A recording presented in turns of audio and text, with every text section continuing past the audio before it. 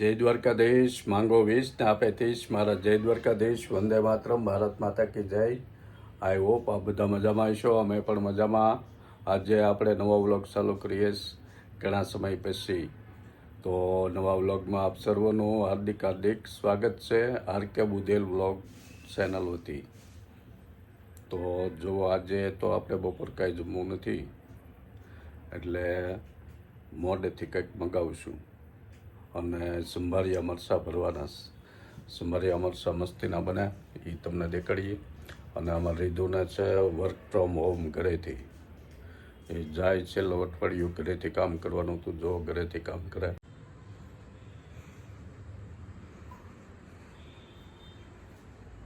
જય દ્વારકાધીશ. જય દ્વારકાધીશ. જો આખી ઓફિસ જ બનાવી નાખીશ ઘરે.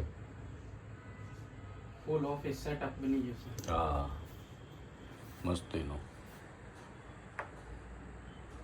ચોકલેટ ઉકળકે મૂકીને ચોકલેટો ખાતા ખાતા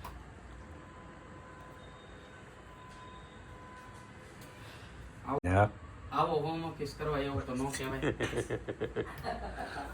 આવો જમવા કે આવો બે હવા કહેવાય. હા,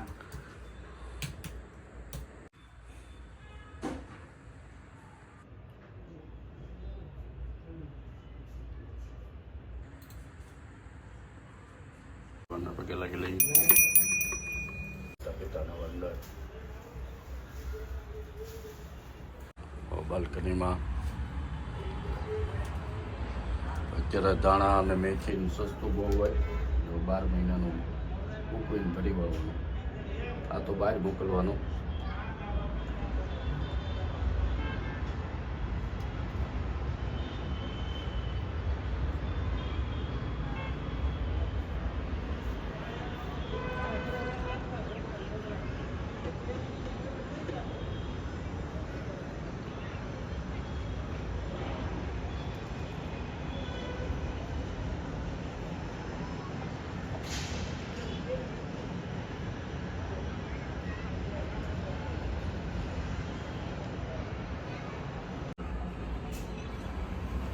મસ્તીનું ગાર્ડન.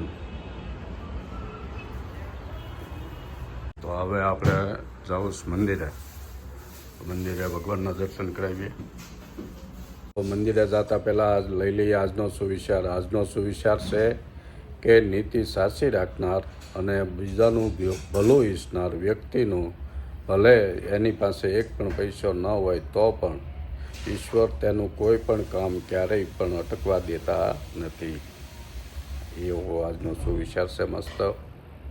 તો આપણે જે સંભારિયા મરચાંની પેટર્ન છે ઘરે બનાવવાની, જો એ ચાલુ કરી દીધું. અગાઉનું જે કાંઈ હતું તમને દેખાડીએ. કેમ? જય દ્વારકાધીશ કહી દે બધા. જય દ્વારકાધીશ. રાધે રાધે. પાકા સંભાર. આ મરચાં ભરવાનું કામ છે. અને હળદર મીઠામાં મીઠું ભરી દીધું. આ માર્કેટમાં મળે હીરા બજારમાં. અહીંયા તળાજાવાળા વેચવા આવે. એ તળાજાના દેશી મરચાં છે. એ દેશી મરચાં આપણે લઈ આવ્યા. પછી એમાં હળદર મીઠું ને લીંબુ ભરી દીધું. કેમ? હા, પછી 2 દિવસ રાખ્યા. 2 દિવસ રહેવા દેવાના. પછી કાઢી નાખવાના. અને પછી એના પાણી નીકાળી નાખવાનું છે. થયું હોય હળદર મીઠાનું ધોવાના. એને હૂકવી દેવાના કાગળ ઉપર. આવી રીતના સહી એ અઠવાડિયું 10 દિવસ આવી રીતના સાયન પડ્યા રહે. એટલે જવા સુકાઈ જાય, આવ ખકડી જાય. પછી આપણે જે કેરીના અથાણાનો સંભાર બનાવો એવો પાકો સંભાર બનાવો. 3 ભાતના પૂરિયા ને પછી વરિયાળ ને ગોળ ને લીંબુ સંભાર, પાકો સંભાર. અને આ ભરી દેવાના. આ તમારે 12 મહિના સુધી એક એવા ને એવા રહે સારા. ફ્રીજમાં નહીં મૂકવાના, બહારનું બહાર. એક ડબ્બો આવો ભરી દીધો છે. આ બીજો ડબ્બો ભરવાનો છે. અને તે પહેલાં બનાવ્યા એ ગોપીન સાવન લઈ જાય અમેરિકા. અને આ 2 ડબ્બા ભરાશે. એ લઈ જશે અમારે રીધુ ને પૂર્વી ઓસ્ટ્રિયા. એટલે એ લોકોને અહીંયા આવીને ઘરના દેશી મરચાં રોજ હાલ્યા કરે. મરચાંનું કામ છે બધું. મસ્ત.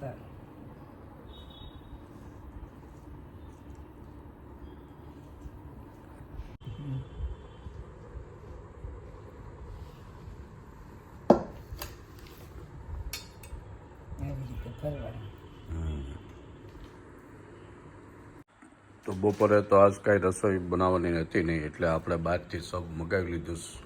રીધું એ મગાવ્યું. એ વર્ક ફ્રોમ હોમ કરતો કરતો રિસેસ હતી તે બહાર ગયો અને અમારે હાટું જવો સબ મગાવ્યું છે. કેમ હવે સબની બગડાટી બોલાવી દઈએ. તો સબ આવી ગયું. 2 સબ મગાવ્યા, ઠંડા અને વેફર. કે મજા આવી. જો આપણું આ છે. બહુ મસ્ત મજા આવે. તો આજે તો રીજુને ભૂખ લાગી તો અમે તો સબ ખાધું પણ એને રસાવાળા ખમણ ખાતા. અમે આવી ગયા રસાવાળા ખમણ ખાવા. બાપ દીકરો બે.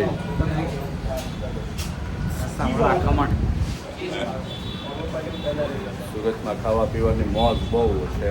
જે ખાવું હોય એ ગમે ત્યારે ખાવું હોય. રાત્રે 12 વાગે 2 વાગે. જણાવ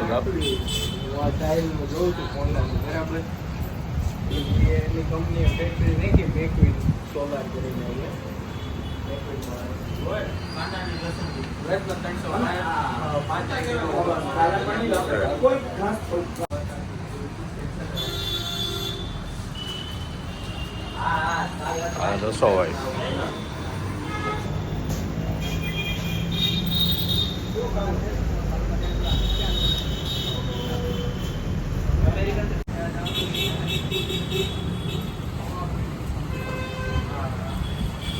કેવા લાગ્યા? મસ્ત હોય. ગરમા ગરમ રસો. એની હારે આ લીલું સલાડ આપણે ડુંગળી ટમેટા કાંદા અને રસો. આ રસો. તો અમે સાંજના વારે નીકળી ગયા નાસ્તા પાણી કરવા. બાપ દીકરો બે. આ ગણેશમાં આપણે ખાઈ લીધા રસાવાળા ખમણ.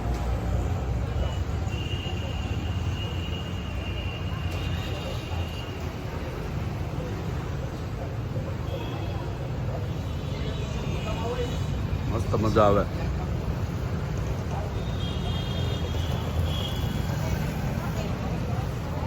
મરચા ભરીને તૈયાર થઈ જાય. સંભારિયા મરચા. આપણે આવી ગયા મંદિરે ભગવાનના દર્શન કરવા. મસ્ત મજાનું તાપી નદીના કિનારા મંદિર છે. સરસ મજા.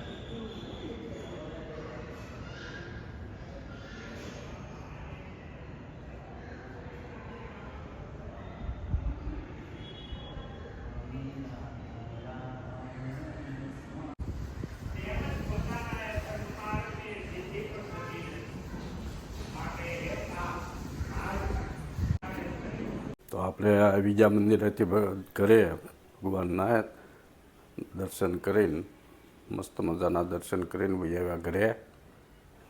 તો અહીંથી ઘરેથી જ બધા ગયા નિશ્ચય. હમણાં આવે પછી રસોઈ બસોઈ બનાવે ત્યાં સુધી આપણે હિંડોળા શીખીએ.